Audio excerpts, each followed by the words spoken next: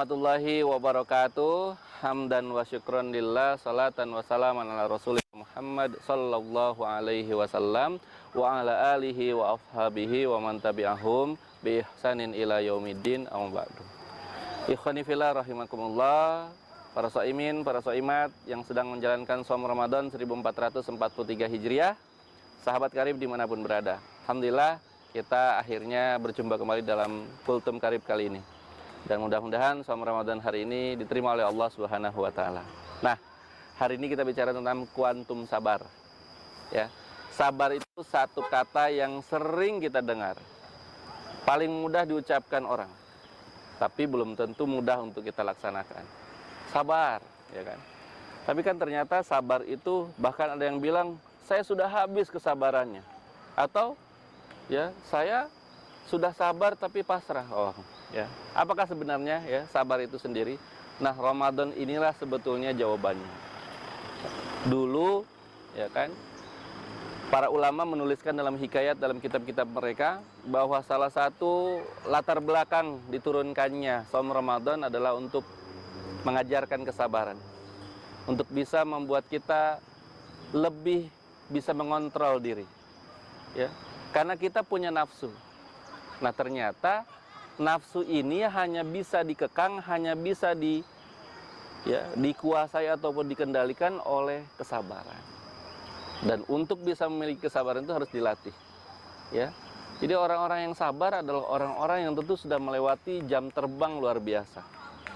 Oleh sebab itu kuantum sabar adalah ya, semangat dan juga jurus yang luar biasa. Bagaimana kemudian mengaktifkan, mengoptimalkan kesabaran kita. Kadang kita juga bingung kalau disebutkan sabar itu apa gitu. Ya, padahal sebetulnya sabar bukan berarti kita pasrah, bukan kita nerimo, bukan kita ya udahlah gini aja, enggak gitu.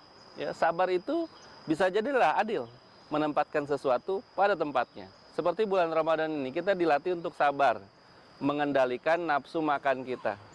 Allah memerintahkan kita untuk menjaga, untuk menahan lapar dari sejak subuh terbit fajar sampai masuk waktu maghrib.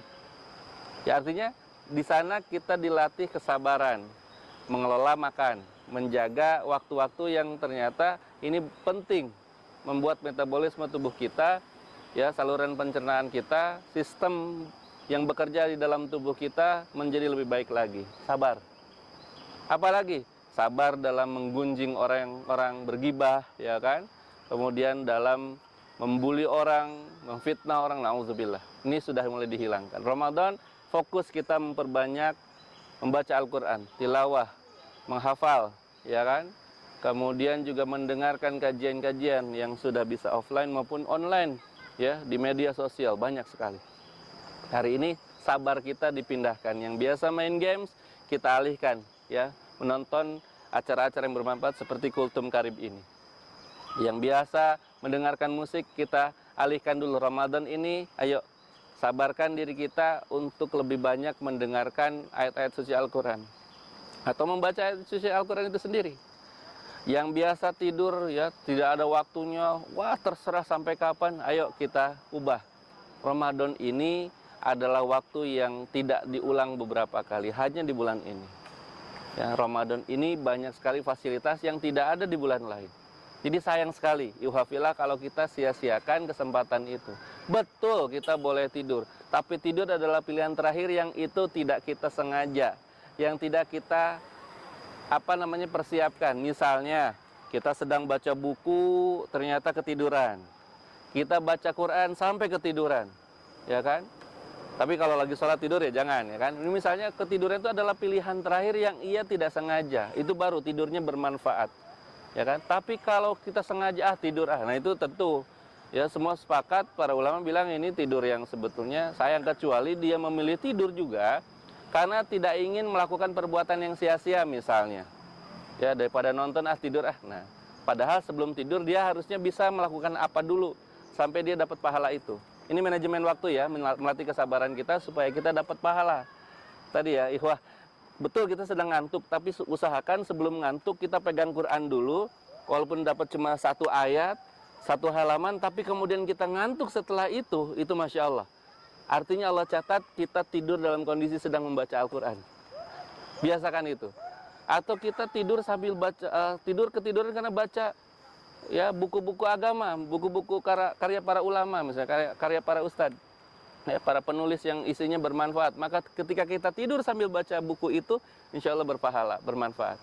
Ya, mari kita mulai menjaga dan membiasakan diri kita itu selalu concern pada hal-hal yang bermanfaat. Nah, sabar dalam menjaga diri untuk tidak melakukan hal-hal yang tidak bermanfaat, itu juga adalah luar biasa. Maka kuantum sabar ini kita optimalkan di bulan Ramadan. Insya Allah orang-orang yang sudah lulus dari Ramadan, sabarnya akan kelihatan.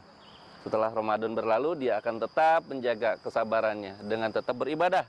Karena dia sabar menunggu waktunya tiba bertemu dengan Allah Subhanahu wa Ta'ala. Sebab salah satu janji Allah bagi orang-orang yang Ramadan dengan benar adalah satu, dia berbahagia ketika bertemu dengan maghrib, dengan waktu berbuka puasa, dengan satu Syawal, dengan Lebaran, ya, Idul Fitri. Satu lagi adalah ya kebahagiaan ketika dia bertemu dengan Allah Subhanahu wa Ta'ala. Maka mari kita jaga kesabaran kita sampai dengan cara beribadah semaksimal mungkin sampai waktunya tiba nanti Allah mempersilahkan, memperkenankan kita bertemu dengannya, insya Allah. Selamat melanjutkan aktivitas ibadah di bulan Ramadan. Mudah-mudahan Allah memudahkan, memberkahi semuanya, dan insya Allah kita menjadi orang-orang yang bertemu dengan 1 Syawal 1443 Hijriah. Assalamualaikum warahmatullahi wabarakatuh.